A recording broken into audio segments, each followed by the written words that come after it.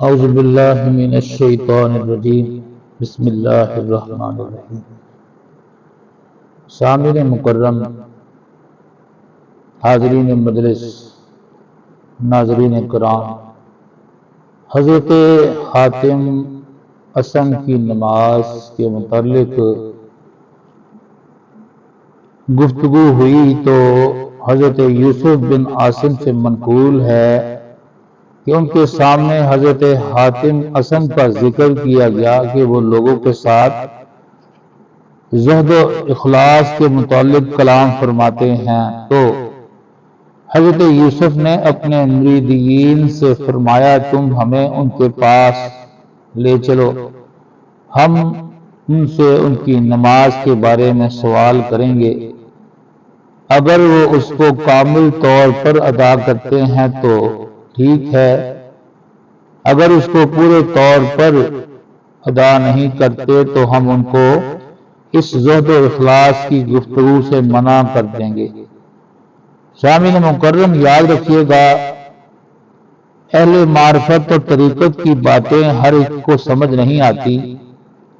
اعتراض کرنے والے تو فوراً اعتراض کر دیتے ہیں، لیکن متقی پرہیزگار لوگوں کو جو ان کی مجالس میں بیٹھتے ہیں، رفتہ رفتہ ان کی معرفت کی گفتگو کو سمجھ کر اپنی زندگیاں بدل لیتے ہیں، اللہ کے دوست بن جاتے ہیں۔ کہتے ہیں یہ لوگ آپ کو ان کے پاس لے گئے تو حضرت یوسف نے فرمایا کہ اے حاتم، ہم آپ کے پاس آپ کی نماز کے متعلق پوچھنے آئے ہیں کہ آپ کیسے ادا کرتے ہیں۔ لوگوں کی معرفت پتہ چلا، اس لیے ہم خود آپ سے پوچھنے آئے ہیں تاکہ ہمیں پتہ چل سکے کیا آپ لوگوں میں گمراہی تو نہیں پھیلا رہے۔ حضرت حاتم نے ان سے فرمایا اللہ آپ سے راضی ہو، آپ اس نماز کی معرفت کے متعلق پوچھتے ہیں یا آپ اس نماز کی ادائیگی کے متعلق پوچھنا چاہتے ہیں؟ تو حضرت یوسف نے اپنے مریدین کی طرف متوجہ ہوئے اور ان سے فرمایا ہمیں حاتم نے اس جملے سے ہی بہت کچھ بتلا دیا ہے، اتنی خوبی سے تو ہم ان سے سوال بھی نہیں کر سکتے۔ پھر انہوں نے آپ سے فرمایا کہ ہم اس کی ادائیگی سے سوال کی ابتدا کرتے ہیں کہ آپ نماز کی ادائیگی کیسے کرتے ہیں؟ تو حضرت حاتم اسم نے ان سے فرمایا نماز کے حکم ہونے کی وجہ سے میں کھڑا ہوتا ہوں، احتساب کے ساتھ سکون اختیار کرتا ہوں، لیکن چیک اینڈ بیلنس یعنی اپنی زندگی کے سارے احوال کو میں اپنے سامنے دیکھتا ہوں کہ میں کتنا گناہ گار ہوں، کتنا خطا کار ہوں، اللہ کے حضور معافی کا طلبگار ہوں۔ سنت طریقے سے نماز میں داخل ہوا، تعظیم کے ساتھ تکبیر پڑھی، فرمایا ترتیل کے ساتھ میں نے قرات کی، خشوع کے ساتھ میں نے رکوع کیا، خضوع کے ساتھ سجدہ کیا اور سکینت کے ساتھ اٹھا، اخلاص کے ساتھ تشہد ادا کی اور رحمت کے ساتھ سلام پھیرا۔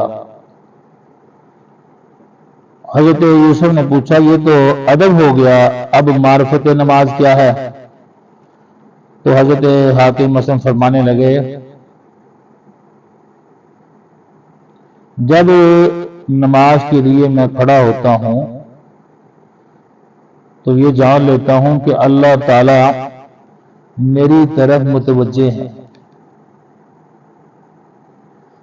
اور اپنے دل کی تصدیق کے جہت سے میں جان لیتا ہوں کہ وہ میرے بہت قریب ہے۔ اللہ کی توجہ اور اللہ تعالیٰ کو اپنے قریب پا کر نماز پڑھنے میں لذت ہی کچھ اور ہے۔ فرمایا کہ جب اتنا قریب ہے تجھ پر قادر ہے، جب تو رکوع کرے تو یہ امید نہ رکھنا کہ تو قیام کر سکے گا یا نہیں، سانس چلے گی یا نکل جائے گی کہ نہیں، اور جنت کو میں اپنی دائیں طرف تصور اور خیال میں بٹھا لیتا ہوں، دوزخ کو میں بائیں طرف اپنے تصور اور خیال میں بٹھا لیتا ہوں، اور پل صراط کو اپنے قدموں کے نیچے جان لیتا ہوں۔ جب تُو نے یہ کیا تب تُو نے نماز ادا کی۔ تو حضرت یوسف نے جب سنا اپنے مریدوں کی طرف متوجہ ہوئے اور فرمایا ہماری زندگیوں میں جتنی نمازیں گزری ہیں اور ہم اپنی نمازوں کو درست کریں۔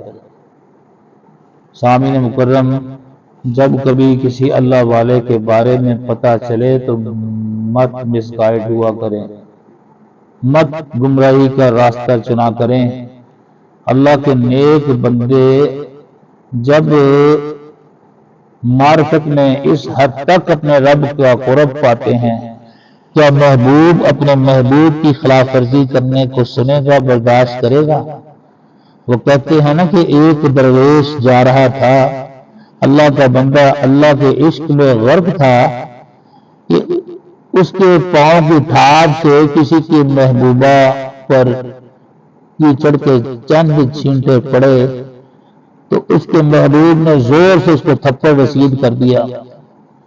اب ان اللہ والوں کو پتہ بھی نہ چلا درویش کو مجذوب کو مجھے تھپڑ کیوں پڑا۔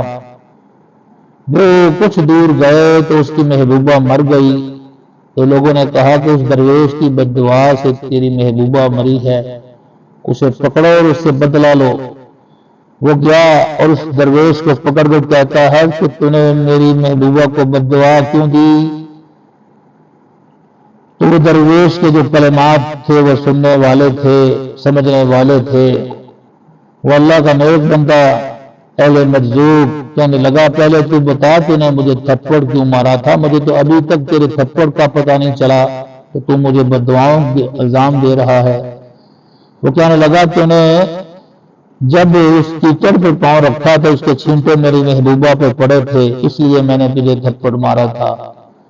وہ کہنے لگا میں تو لا علمی میں جا رہا تھا، اپنے محبوب کے عشق میں ڈوبا ہوا تھا، مجھے تو اس پانی کے چھینٹوں کا خیال بھی نہیں آیا۔ جب تیرے محبوبہ پر چھینٹے پڑنے سے تجھے اتنا دکھ ہوا تو نے مجھے تھپڑ رسید کر دیا۔ میں بھی کسی کا محبوب تھا، کسی کے عشق میں جا رہا تھا، کیا محبوب اپنے محبوب کو تھپڑ پڑتا دیکھ سکتا ہے؟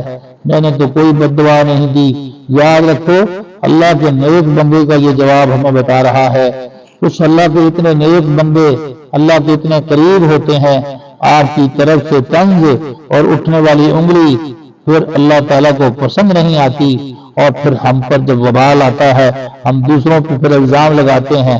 لہذا بغیر تصدیق کے اپنے عزیز و اقربا پر بھی الزام نہ لگایا کرو، بہتان مت لگایا کرو، اور اگر کسی کو اللہ نے عزت دی ہو اس پر نہ تکبر نہ حسد کیا کرو، نہ کینہ کیا کرو، کیونکہ اللہ کریم فرماتے ہیں میں دو مواقع پر مسکراتا ہوں۔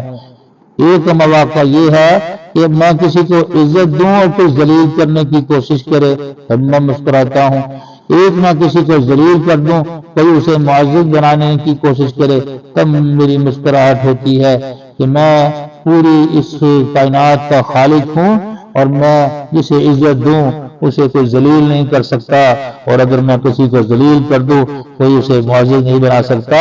یہ میرا اختیار ہے۔